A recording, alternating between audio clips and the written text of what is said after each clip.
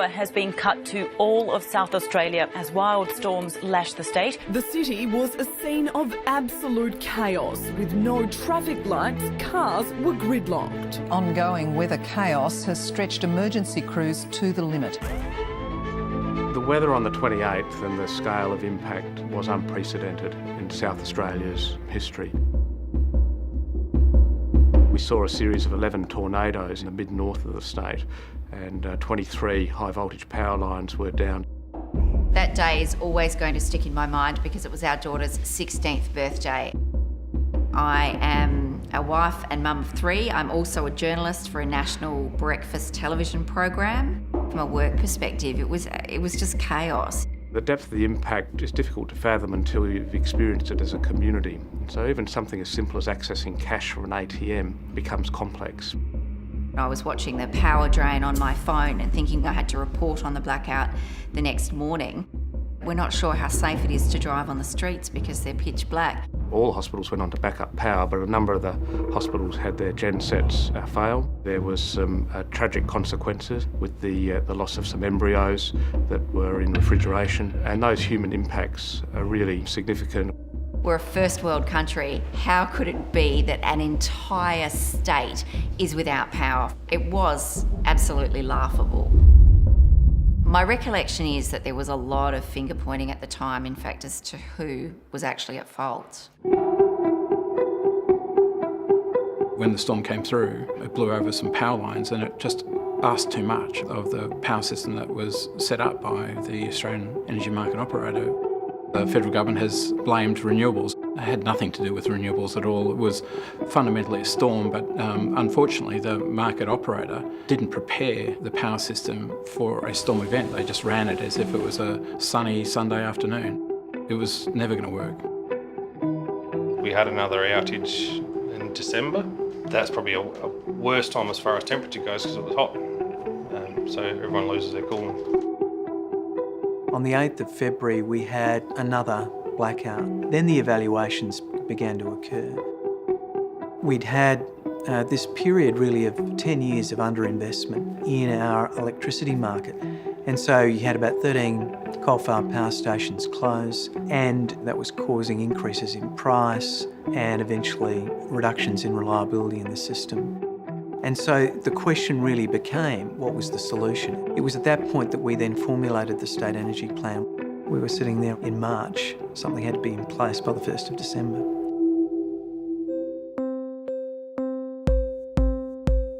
There was nothing that could quickly fill the void, at least at that time, and that's where the battery actually came in. Whenever there's an upset in the network, you can have a loss of energy, hundreds and hundreds of megawatts come out of the system. That tends to have an effect on frequency. The battery essentially stabilises the network. No one had ever tried to use a battery in this way in any power systems, which can switch in and push a lot of capacity onto the system very quickly. So it was novel, it was risky, but we felt confident that a battery would be our answer.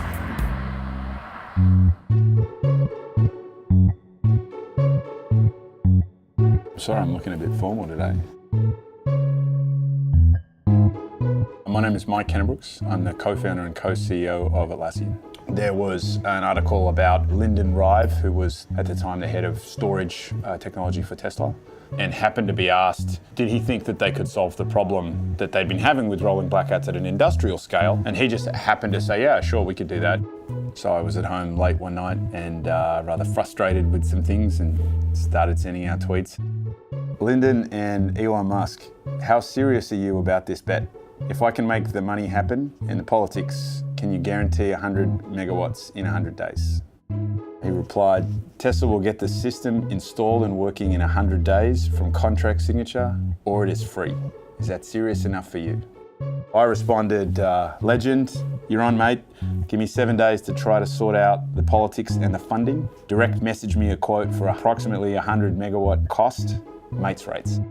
Then a few things happened after that. The South Australian government really came to the party. They accelerated a policy paper that they were already working on. When Elon came back with the pricing, he about halved the popular view price on large-scale storage. He made an offer we couldn't refuse. The Twitter exchange between Elon Musk and Cannon Brooks was really powerful. You need people with ideas, and so I don't mind the sort of under 40 billionaires coming up with, Twitter bets and things like that. I think it makes it interesting. The terrific climate event that led to the blackout in South Australia forced the South Australian government into building an energy plan. Neoen is a world leader in renewable energy. We develop, build and own assets like wind farms, solar farms and batteries all over the world. We teamed up with Tesla. Without a blackout in South Australia in 2016, probably the government energy plan would have taken a bit longer, but I really think it was the right thing to do. So people would realize that the integration of renewable energy into the grid would work perfectly well with storage. The battery injects a lot of energy in a very short time frame. And it works like a buffer. Say one power station shuts down, it can take that load instantly for a short time until other services can be started up. Like a sponge. Last year we were involved in the construction of the Tesla battery at Hornsdale. Everyone had a common goal to get this thing delivered on time, and everyone seemed to take a bit of ownership of getting be one of the happiest construction sites we worked on. And the rest is history. They built it within the 100 days, and by the 1st of December it was in place and ready to roll. For 2 years since, we haven't had a blackout associated with the intermittency of renewable energy, even though the proportion of renewable energy in our system has actually increased. The battery has saved millions of dollars to the South Australian taxpayer by reducing the cost of frequency control ancillary services 75% over the last 12 months. To the sceptics, there was a lightning strike that took out a piece of infrastructure in New South Wales. A battery in South Australia kept the lights on in New South Wales. I think it's definitely a step in the right direction if Australia's ever going to go for green energy, and it's proving itself that it works.